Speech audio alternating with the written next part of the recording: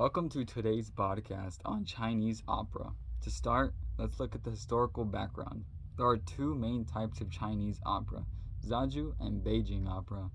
Zaju, which developed during the Yuan dynasty, was an early form of Chinese theater, combining singing, dancing, and dialogue. It often had four acts with themes that focused on moral and philosophical ideas.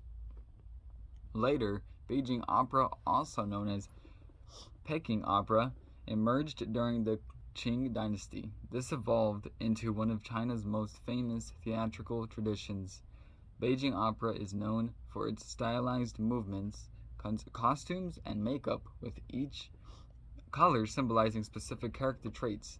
The distinct vocal style of Beijing opera is an essential part of the performance, which emphasizes symbolic gestures and emotions. Chinese opera, in its many forms, not only preserves history but also reflects China's cultural values. These performances bring stories of legends and famous characters to life, using costumes, makeup, and symbolic movements. Today, Chinese opera continues to connect people to the rich history of China.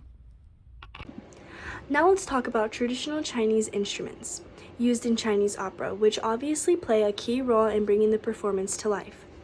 In Chinese opera, the music creates a mood and highlights drama.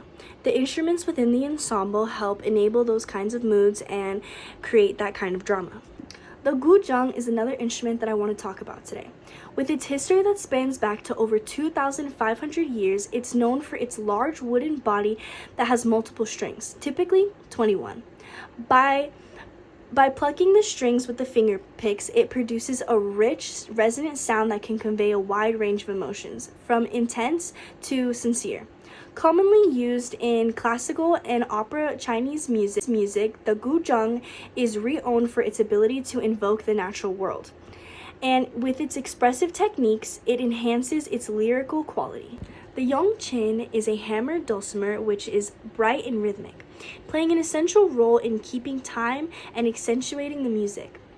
The zhongran, similar to the pipa but used for larger harmonic support, offers a deeper tone. Finally, there's percussion. This section includes gongs, drums, and clappers to punctuate the important moments in the opera, adding intensity and marking key characters and entrances. These instruments help convey the emotional depth and the storytelling within opera, making this performance not just an authority experience but also an emotional journey. Hello, my name is Yvette Torres, and today we're going to be presenting the sound of Guyu and how the rest of the world is able to characterize it by its sound. The basic musical scale in East Asian countries is an ahematonic pentatonic scale, no semitone between notes, which often consists of 5 fundamental tones and 2 auxiliary tones, which are of such lesser importance that they don't even have a name. Chinese music's musical scale, known as zhidiao or zhengong diao, consists of gong, shang, zhui, bianzhi, zhi, yu, biangong, and gong, respective to the notes C, D, E, F, G, A, B, C. The pentatonic scale is a musical scale that uses 5 notes within an octave. The Chinese pentatonic scale, gong, shang, zhi, zhi, yu, in C major is played as C, D, F, G, A. In contrast, the Western pentatonic scale differs slightly by one note, C, D, E, G, A, or Do, Re, Mi, So, La. The Western scale, a diatonic musical scale that uses 7 notes within an octave, Do, Re, Mi, Fa, So, La, Ti, has a 12-note chromatic scale that includes half steps to create tension in Western music. The huasong, or yellow bell, is a reference note whose absolute pitch must be determined with exactitude, as it serves as a fundamental tone around which traditional Chinese pitch systems were structured. The 12 standard pitches called lu are separated from each other by a half tone without forming a chromatic scale. According to an example provided by Chinese music and musical scale traditions of Eastern Asia, assuming huasong is a pitch of a C, the following pitches would be C, C sharp, D, D sharp, E, F, F sharp, G, G sharp, A sharp, and B. China's pronunciation of the 12 standard pitches are He, Si, Yi, Sheng, Shi, Gong, Fang, Liu, Ni.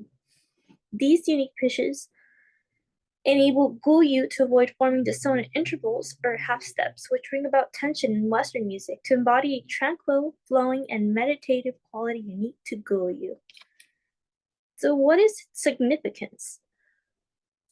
This musical scale is better adapted to reflect the essence of Guyu along with traditional Chinese values such as harmony, unity with nature, balance, tranquility, simplicity, and meditation or state of mind. It also creates a tonal space which grants space for expressive techniques commonly used on instruments such as the gusang, pipa, or hu, like sliding, bending, and vibrato.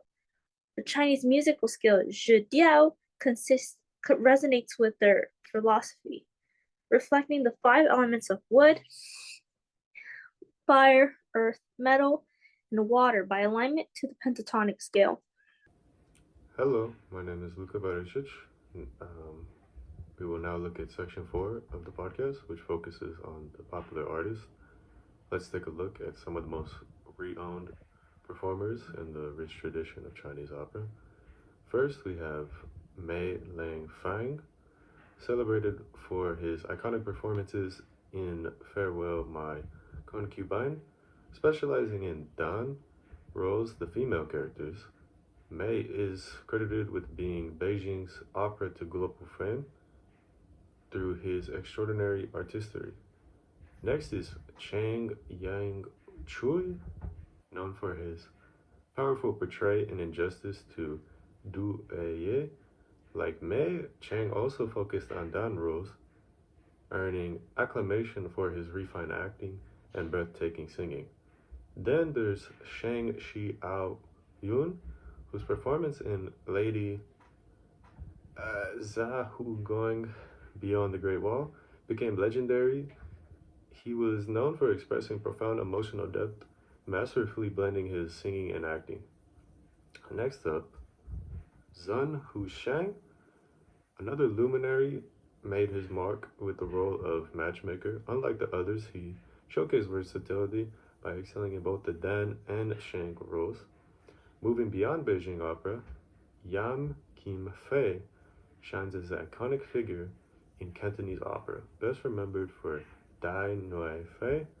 She specialized in Shang roles, the male characters, leaving a lasting legacy in the genre. Last three, in Kungzhu opera, one of the oldest and most refined forms of Chinese opera, we must mention Tang Zhu, the playwright behind the timeless classic The Peon Pavilion. Each of these artists, whether on the stage or through their writing, brought something unique to Chinese opera, elevating it to new heights and leaving an indelible mark on the treasured art form. Hi, my name is Josiah, and I'll be going over the philosophical and cultural influence of Chinese opera. The country's philosophical traditions deeply influenced Chinese opera. Confucianism, Daoism, and Buddhism all have shaped Chinese music and the performances, with each philosophy bringing different values to the opera itself. Confucianism stresses harmony, moral integrity, and social order. In Chinese opera, music is seen as a tool cultivating virtue and fostering societal balance. Daoism focuses on the balance of harmony with nature, influencing the music to reflect the flow of energy in the natural world. These philosophical influences seen in the music, where melodies and rhythms are chosen to be created as peaceful, a balanced, and pretty much a balanced atmosphere. For example, Beijing opera's smooth, flowing melodies reflect Daoist ideas and naturalness and balance. The emphasis in the unity with nature is also seen in the performance and techniques, where movements and sounds mimic the world around us.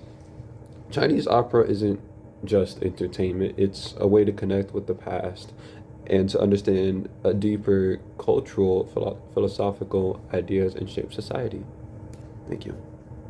Hi, I'm Nadalyn Laura, and I would be doing conspiracy developments. Chinese opera has some exciting news in recent years. Thanks to government support, traditional forms like Zhangzhou and Beijing opera are being preserved and reaching new audiences. Many smaller regional operas, once at risk of disappearing, are now gaining attention and keeping these art forms alive. Some artists are also adding modern twists to the performances. They blend traditional elements with new ideas, making the operas more relatable to younger generations. Technology like improved sound and lighting is being used to enhance the performances and making them more dynamic and accessible to today's audiences. While Chinese opera has faced challenges from Western theater in the past, there is now a renewed respect for its cultural value. More people are recognizing the uniqueness of Chinese opera with its own acting, music, and storytelling techniques. This respect is helping to assure that the Chinese opera will remain a significant part of China's cultural heritage for generations to come.